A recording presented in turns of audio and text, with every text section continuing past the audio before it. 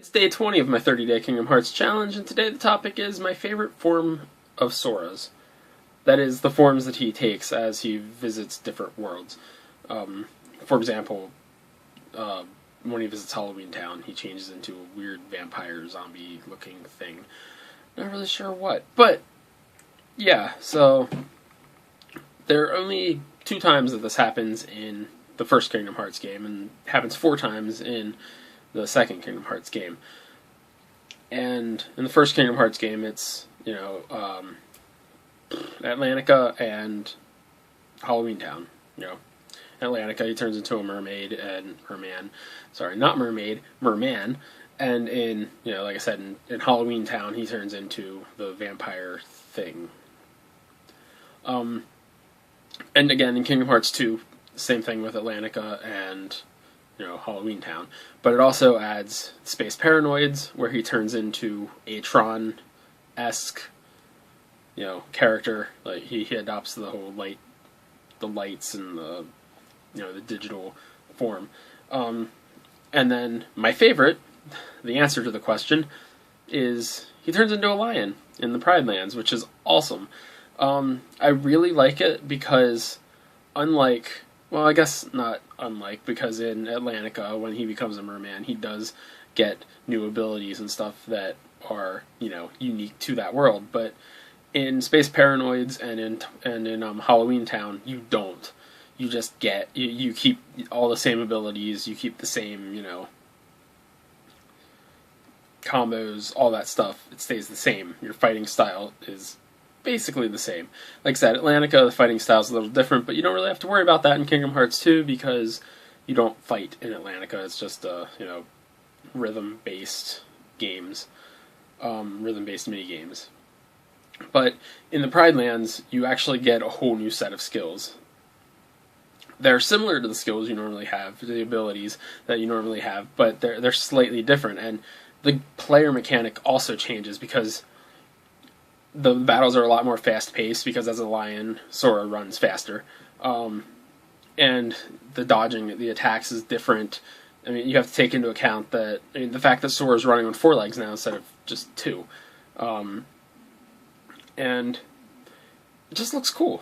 Again, if you've been following this, you know that in the 30-day Disney challenge, when it came to finally revealing my favorite Disney movie, it is The Lion King.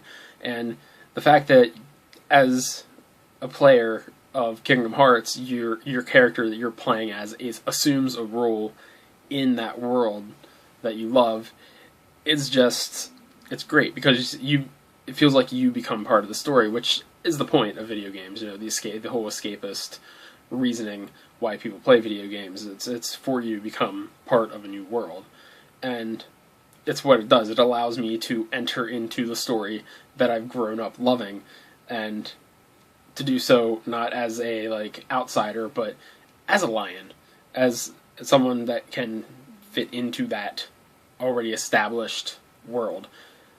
Which, that being said, Sora is still an outsider. He's not a lion when he's not in the Pride Lands. But I was rambling there. That got away from me. But where was I going with this? Yeah, I just like the way the game feels when you're playing as Sora as a lion. And it's great too, because even the way the story progresses, at first you're not good at it, and the story reflects that. It says that Sora's not used to moving that way. He's not used to fighting on 4 legs instead of 2. And it makes sense. It's something that the designers just threw in there, because it's not just a new experience for you as a player, it's also a new experience for the character you're playing as. And I just thought that was smart. And you get the same thing in Kingdom Hearts 1 with Atlantica. When you visit Atlantica for the first time, you have to get used to fighting underwater, with including the vertical movement.